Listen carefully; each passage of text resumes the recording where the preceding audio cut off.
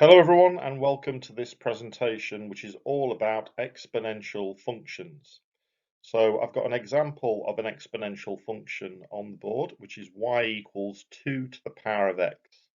And what I'd like you to do please is to find for me on a bit of paper or on your whiteboards, can you find the y values for these x values? And then what we'll do is we'll plot the curve and we'll see what the general shape of an exponential curve is. So stop the video, find those values of y, and then when you're ready for the answers, press play. Okay, so what we should have found is that when x is minus 3, we get y is an eighth, which is 0.125, a quarter for when x is minus 2, a half when x is minus 1, we get 1 when x is 0 because of the power of 0. Power of 0 creates an answer of 1. 2 to the power of 1 is 2. 2 squared is 4. And of course, 2 to the power of 3 is 8. And you can see that with each increase in x, we are doubling the value of y. And that's the nature of the exponential function. Each value of y is being doubled as x increases by 1 unit. And that's as a result of the base of 2. But we'll investigate these curves and these functions in the future slides. So this is a typical shape of an exponential curve, and on the next slide we'll investigate that further. Okay, so let's have a look at some characteristics then of these exponential functions, and you can write all of these notes that I'm going to show you now in your notebooks. So first of all, if the value of a, the base number as we call it, is greater than 1, then we get the shape that you're seeing on the left-hand side. So this would represent graphs of 2 to the power of x, 3 to the power of x, etc. So if we increase the value of a, then the graph increases likewise. So I'll show you a couple of examples. Here is the graph of y equals 2 to the power of x. So its characteristics are that it's going through the number 1 on the y-axis, and then for each increase in 1 on the x-axis, we are doubling the value of y, hence the shape of the curve. But if we increase the value of a, so here's a graph of y equals 3 to the power of x, you can see that the shape is much the same, but it's getting steeper much quicker. And this is as a result of, for every increase of 1 on the x-axis, we are trebling the value of y. So it gets much steeper, much quicker. And if we increase that value of a further, you can see that the same characteristic applies for y equals 4 to the power of x. But all three of these curves, you will notice, have something in common. They all go through the y-axis at the number 1. And the reason for that, of course, is the power of x being 0, and anything to the power of 0 has a value of 1. So this is our discussion for when a is greater than 1. What happens if the value of a is less than 1, or typically between 0 and 1? So we're talking here about values of a such as a half, a third, 3/10, 7/9, etc. And you can see that the shape this time is different. What we're seeing here is an example of exponential decay. So it still goes through the y-axis at the number 1, but if you imagine a base value of a, like for example a half, if you have a half to the power of 1, it's a half. If you have a half squared, it's a quarter. If you have a half cubed, it's an eighth. So actually, as x increases, the value of y is getting smaller. So we get a different type shape for these types of curve, and we have to be aware of why that is based on the fact that this time a is less than 1, in between 0 and 1. So we can investigate that a little bit further. So if I take a typical equation such as y equals 1 over a to the power of x, so this could for example be a half or a quarter or an eighth, there is a different way of writing it. So 1 over a can be written as a to the power of -1, and then if you multiply the powers together using laws of indices, you end up with an equivalent equation of y equals a to the power of -x. So why does that link in with our original curve when a was greater than 1? Well, you will notice that the only difference between those two equations is that x has been replaced with -x. And we learnt when we were doing our transformation work that when you replace x with -x within an equation, what happens is that you get a reflection in the y-axis. So you can see that if you look at the two curves, you will notice that they are reflections of each other in the y-axis. So another reason why the curve is shaped like it is in the bottom picture. And the final characteristic for both of these curves is you will notice that they are heading towards the x-axis. These curves never reach the x-axis, but they head towards them. So we say that there is an asymptote at y equals 0, or an asymptote at the x-axis. So that's our final characteristic of these exponential functions. Okay, good. So now that we've learned some characteristics about these exponential functions, it's time to start to look at the gradient of these exponential functions. So have a look at this curve. This is the curve of y equals 2 to the power of x that we saw before. And what I'd like you to do is to choose a value of x and have a look at what the gradient is on the curve for that particular value of x. Now, I don't want you to find the particular value of the gradient, but just tell me something about the gradient of the curve at that particular point. And then when you've done it for that point, have a look at another value of x and think about the gradient of the tangent that you would be drawing at that value of x. And if you do that for all the points that you're seeing on this curve, what can you tell me about all of the gradients on this curve at those values of x? And what we can see is if we were to draw the tangent lines in for these particular values of x, we would notice that all of these tangent lines would have a positive gradient. So it doesn't matter where I choose my point on this curve, there is always a positive gradient at the value of x that we're looking at. And we learned a phrase for that when we were doing differentiation earlier on in the year. And we said that if there is a positive gradient on the curve, then the function is increasing. So these exponential curves that we're studying here always have, in this sort of example anyway, where the curve is exponentially growing, we can see that the gradient on the curve is always positive, and therefore this exponential function is an increasing function. So the gradient is positive, so the function is increasing. Now, in order to find the actual gradient function of y equals 2 to the power of x, I would need to find the gradients at each of those values of x that we were talking about. So here is a table. So I have my values of x from -3 up to 3. And what I've done is I've drawn tangent lines at all of these values of x, and I've worked out the gradients of those tangent lines. And these are my results.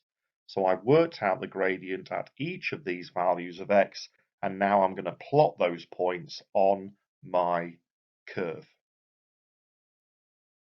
And I can see that when I plot these points on the same axes as I had my original graph, you will see that I get another exponential curve.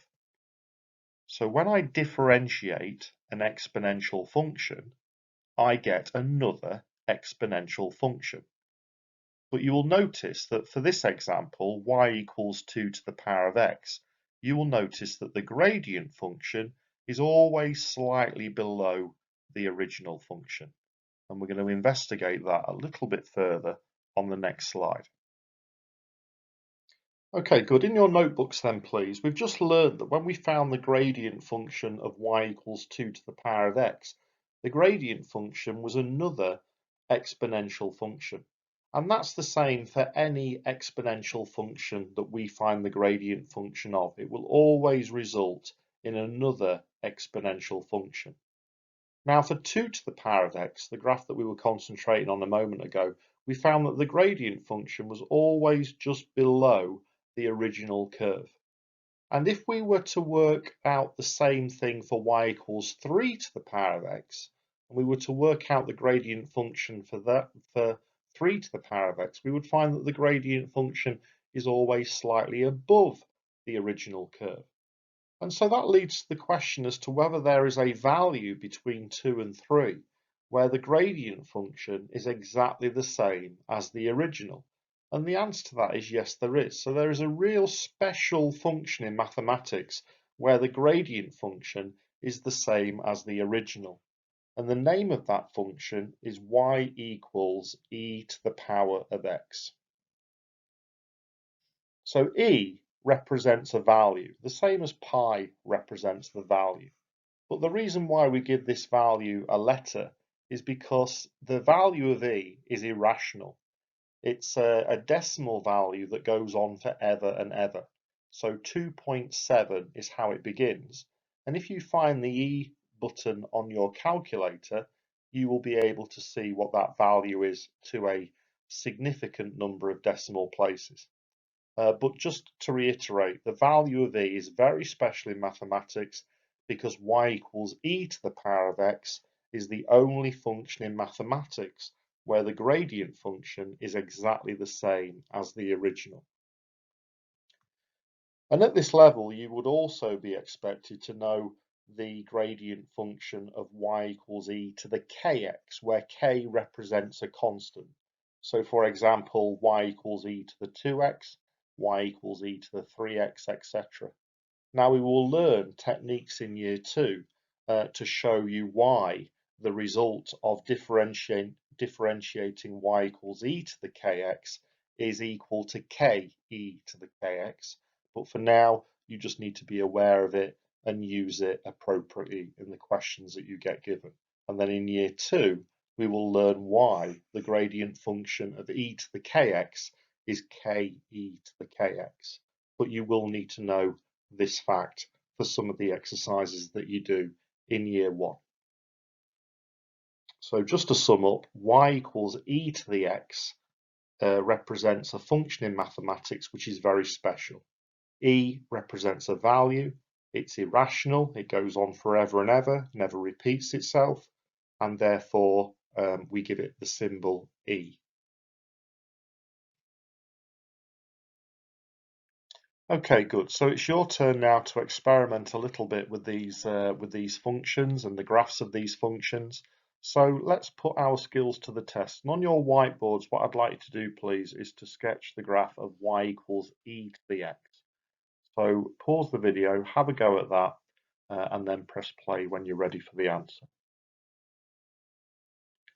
Okay, good. So y equals e to the x looks like this. So it has that classic exponential shape. It passes through 1 on the y-axis.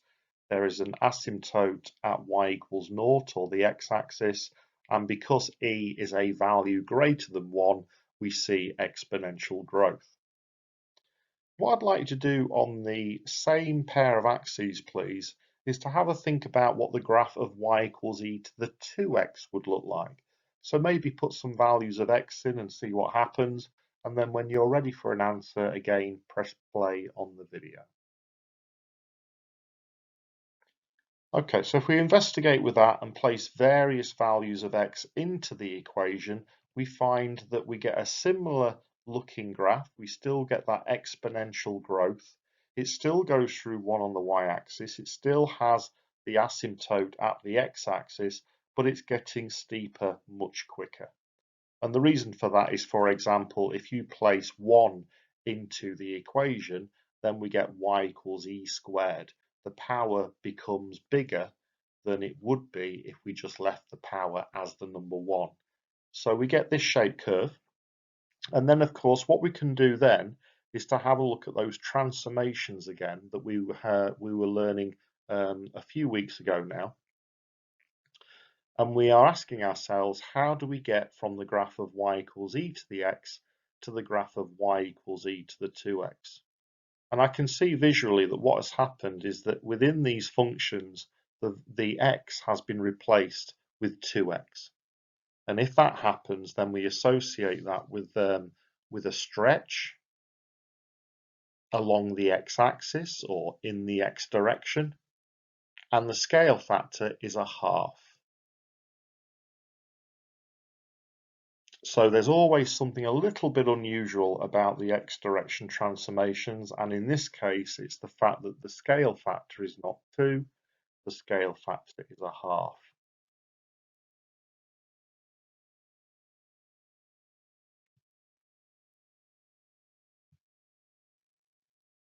Okay, so here's a second one. Again, we are going to start with our graph of y equals e to the x. So you can sketch that again, please, on your whiteboards. And what I'd then like you to do is on the same pair of axes, I'd like you to have a think and then sketch what the graph of y equals minus e to the x would look like. So have a go, pause the video now, please, and then when you're ready for an answer, just let me know. Okay, good. So it turns out that the graph of y equals minus e to the x looks like this. And the reason for that is because all of those positive y values that we had on the original curve now become negative. And so what happens is we get a graph that looks like the blue curve shown in this diagram. And I could ask you again, as I did with the previous question, what is the transformation that gets me from y equals e to the power of x onto the graph of y equals minus e to the power of x? And visually, we can see that that transformation is a reflection in the x-axis, or a reflection in the line y equals 0. And again, we learnt this when we did our transformation work, that by putting a minus sign in front of the whole function, it creates that reflection in the x-axis.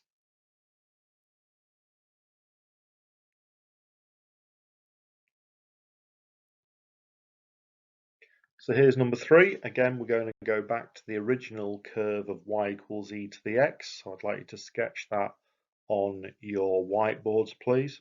And then what I would like you to do is have a go at sketching the graph of y equals 3 e to the x. So have a think about what those output values would be, and then when you're ready for an answer, just press play again on the video. Okay, so we should find that our new curve looks like this. We can see that all of those original output values have been multiplied by 3, and that creates this new curve, which is the blue curve on the axes. And we can ask ourselves again, what transformation has occurred to get from y equals e to the x to the graph of y equals 3 e to the x? And all those output values in the original have been multiplied by 3, and that multiplier would represent a stretch. And there is a stretch this time in the y direction, or along the y-axis, and the scale factor is 3.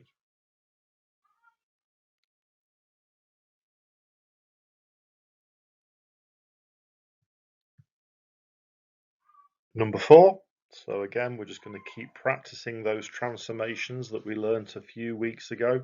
So on the original graph of y equals e to the x, I would also like you to show me what the curve of y equals e to the x plus 2 would look like. And when you're ready for an answer, again, press play. So y equals e to the x plus 2 looks like this. So each of those original output values have had 2 added onto them, and it creates the blue curve that you're now seeing on your screen. But this time, and we have to be careful, the transformation that we are being asked for is the transformation that gets us from e to the x plus 2 back onto the graph of y equals e to the x. And the reason why we've included this one is because this is quite common and it often catches students out. Don't always assume that we're going from e to the x to our new graph sometimes we need to look at the transformation that gets me from my new graph back onto the original, which is exactly what this question is asking. So if we are looking at what happens to get from the blue curve to the red curve, what we are doing is we are translating. Okay, so the addition of 2 or the subtraction of 2, if you look at the inverse, is creating a translation, and that translation will be 2 units downwards. So if we were to write that out correctly, we would say that there has been a translation through vector 0, minus 2. So just be careful about which is your starting graph and which is your end graph, because we often get caught out on that.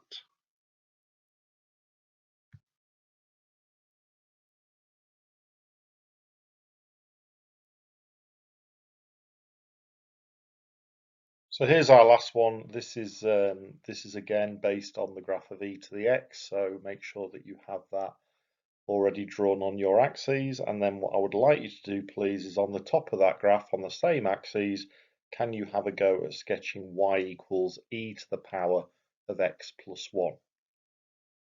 So again, you might want to use the x values that are there to investigate what will happen with the y values, sketch that graph, and then when you're ready, you can press play on the video, please. Okay, good. And here is our final graph, our transformed graph. And you can see that what has happened here, as is shown within the transformation that we learned a couple of weeks ago, if we replace x with x plus 1, what we have is a transformed graph that has been translated 1 unit to the left. So to get from the original curve to the blue curve, we would translate 1 unit to the left, or as we would write it down within an assessment, there has been a translation through vector -1, 0. So all good practice on sketching curves, but also on the transformation work that will crop up many times in the 2 years of your A-level maths course.